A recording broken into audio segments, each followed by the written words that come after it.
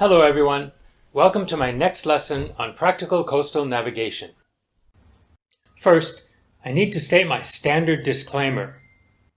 These navigation videos are for educational and explanatory purposes only. They are not intended to guarantee your safety on the water. Nothing, including these videos, can take the place of accredited courses from qualified instructors and developing your own navigation skills over time. You are responsible for choosing destinations and cruising areas that are within your own level of experience and ability. Any charts you may see in this video are not for navigation purposes. They may be out of date, and they are for explanation purposes only. When you go out on the water, you are enjoying yourself at your own risk. This lesson is called Clearing Bearings because we'll be using magnetic bearings to mark off on a chart the safe regions that are clear of dangerous rocks or shallows. I'll be using all magnetic bearings in this lesson, so we won't have to worry about converting from true to magnetic or compass, which I covered in my last lesson. And you can further assume that all magnetic bearings taken from charts in this lesson I've already corrected for the annual change in the magnetic variation at these locations.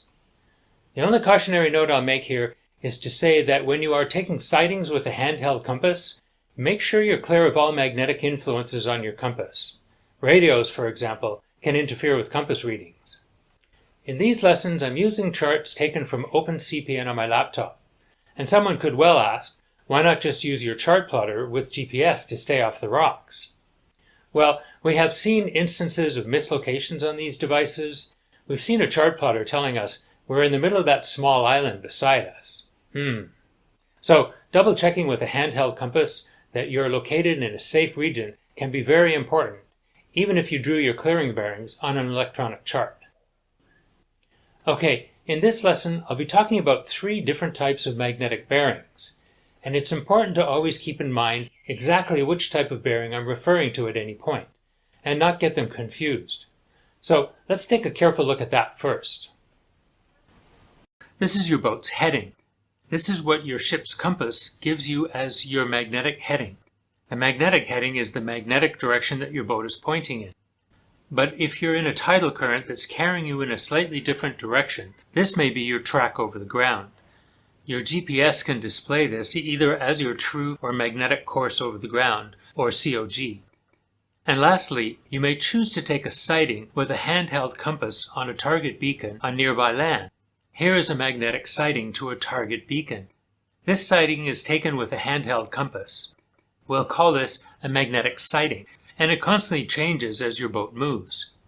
Here, your boat is progressing on its track over the ground, and the magnetic sighting to the target beacon is constantly changing, while your magnetic heading and track remain constant. So, it's important not to confuse a magnetic sighting to a target beacon in this lesson with where your boat is pointing. Your ship's compass gives you the magnetic heading where your boat is pointing, but you need to use a handheld compass to take a sighting on a target beacon. Okay, now let's look at a magnetic clearing bearing and see exactly what that is. Here is the entrance to Silva Bay in the Gulf Islands.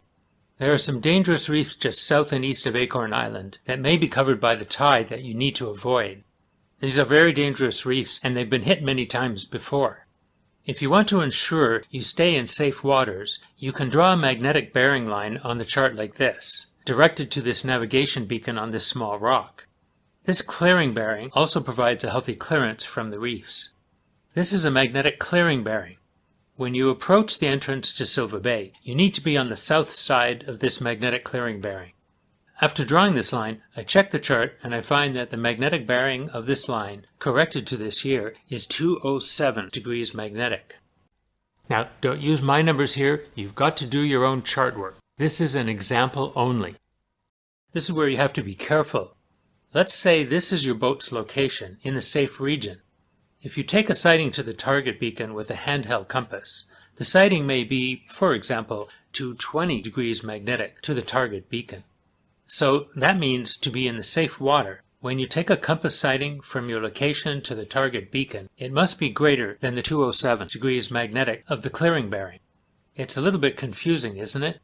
Your position in the safe water region is to the south of the clearing bearing, but your magnetic bearing to the target is greater than 207 degrees magnetic. So when you draw a clearing bearing on your chart, you must add a notation like this one. Here I've written greater than 207 magnetic beside the clearing bearing. That means to be in safe water, any compass sighting you take to the target beacon must be greater than 207 degrees magnetic. If you should take a magnetic sighting to the beacon, like this, and find that maybe it is around 200 degrees magnetic, it means you're on the wrong side of this clearing bearing. You need to immediately turn 90 degrees to your port if you're approaching Silver Bay, and continue taking sightings until your sighting to the target beacon exceeds 207 degrees magnetic. That will get you back to safe water. Okay, but how much greater than 207 degrees magnetic should you be? First, draw your clearing bearing with maybe another 5 degrees of extra clearance, so even if you're right on the line, you'll be safe. And it's all a bit dependent on the scale of the chart you're using and the nature of the hazard. If the hazard is a sloping seabed, you could give yourself a bit more margin of error, especially if the depth is varying a lot with the tide. You have to use your judgment here. But in this particular example, we also have a limit on the south side of the entrance to Silver Bay, so we could draw another clearing bearing to the south. Let's look at that. Here is a clearing bearing to the south to avoid the rock and shallows just north of Bath Island. This one I've labeled less than 237 degrees magnetic. So I've bracketed the entrance to Silver Bay with 2 clearing bearings, and you need to stay between these 2 bearings to stay safe. In my next lesson, we'll look at some transit bearings and turning points to continue to work our way safely into Silver Bay. But now, we're not finished here. It's important to think carefully about which way to go if you find yourself approaching a destination and you're in a dangerous area, and you want to quickly turn to get back to safe water. This can also be confusing. If you're approaching a target or departing from a target, and if you turn to port or to starboard, will the magnetic sighting to your target beacon increase or decrease as you progress on your way? And which way should you turn to quickly get back to safe water? So let's take a look at what happens to a magnetic sighting to a target beacon as your boat continues on your way. In this chart, let's say we're approaching Powell Islets, and we want to follow this path to the east of the islets. But there's a dangerous rock right here that we need to avoid. So we'll mark a clearing bearing using the east end of the first Powell Islet. And after checking the chart and correcting the variation for the current year, I've marked 3 degrees magnetic beside the clearing bearing. Now, I've done this a zillion times, but I still carefully check whether I need to mark this clearing bearing as greater than 3 magnetic or less than 3 magnetic. To decide, I'll just lay a pencil down on the chart like this over top the clearing bearing.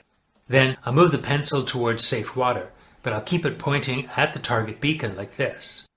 You can see the magnetic bearing to the target beacon in this example is now less than 3 degrees magnetic. So to be in safe water and avoid this rock, my compass sighting from my boat to the east end of Powell Islet must always read less than 3 magnetic.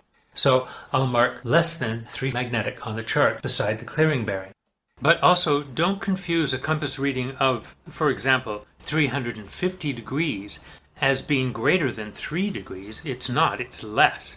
When compass readings are decreasing, the next bearing below 0 degrees is 359 degrees. Now let's say you're traveling towards the beacon and you take a magnetic sighting on the east end of Powell Islet and you find it's, for example, 15 magnetic, like this. So in this case, you'll need to turn to starboard to head towards clear water. This is a bit confusing too. In this case, in order to decrease the magnetic sighting to the target beacon, you actually have to increase the magnetic heading of your boat. And it'll be just the opposite if you are departing from a target beacon. If you're in the safe water region and tacking your way up towards the island, you'll need to take constant sightings on the edge of the island and make sure you tack before you get to your clearing bearing. So get your pencil out, lay it on the chart, and point it to the target and see what happens as you move it left or right to safe water. Then make sure you mark less than or greater than on all clearing bearings and that you know which way to proceed to get back to safe water. And when you make a passage plan, lay out all the clearing bearings you need along the way before you get underway. and know what direction you need to proceed towards safe water in each case. The last comment I will make here is that as you progress towards or away from a target bearing, you need to take regular updates on your compass sightings to make sure you remain in safe water. Just pointing your boat in the right direction may not be enough if you're in a strong tidal current. You may have to adjust your heading to account for a strong tidal current so that your track stays in safe water. Okay, that's the end of this lesson. I hope that was all clear. In my next lesson, we'll be looking at another very similar approach to avoiding rocks, and that is to follow a magnetic bearing to stay on a safe track. And also, we'll use double bearings on 2 beacons to find a safe turning point.